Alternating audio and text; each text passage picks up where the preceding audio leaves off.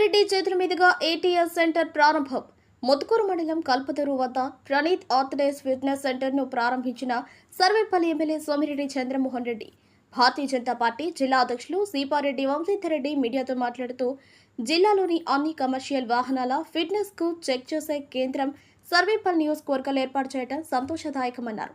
ఇప్పటి వరకు జరుగుతున్న ఫిట్నెస్ ప్రక్రియలో చోటు చేసుకుంటున్న లోపాల కారణంగా సామర్థ్యం లేని వాహనాలు కూడా ఎఫ్సీ పొంది ప్రమాదాలకు కారణమవుతున్నాయని తెలిపారు. ఈ లోపాలన్నింటినీ అరికట్టి పక్కా పారదర్శకంగా ఎఫ్సీల జారీకి అత్యాధునిక వ్యవస్థను అందుబాటులోకి తెచ్చారని పేర్కొన్నారు.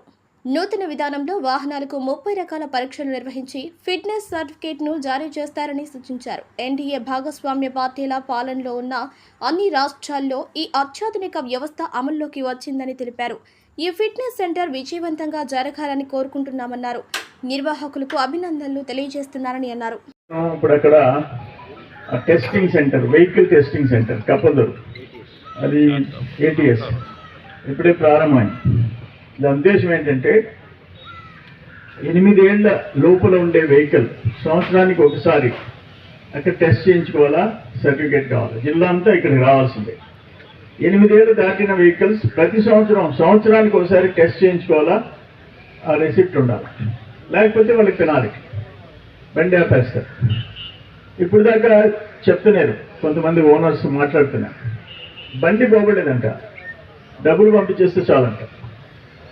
ఆ రెన్యువల్కి ఇంత డబ్బులు ఉంటే ఒక 2000 ఎక్స్ట్రా పంపించేస్తే లారీ పోకుండా ట్రాన్స్పోర్ట్ ఆఫీస్లో కొంతమంది ఇచ్చేసేవాళ్ళంట. అందరని కాదు నేను చెప్పేది.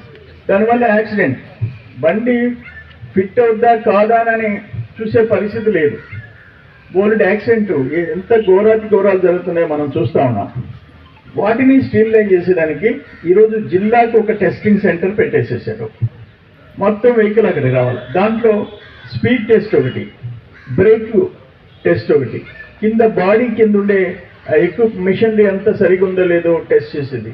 ఇవన్నీ మొత్తం ఆల్మోస్ట్ 7 మినిట్స్ 7 నిమిషాల్లో మొత్తం మిషనరీ టెస్ట్ చేస్తుంది, రిపోర్ట్ ఇచ్చేస్తుంది.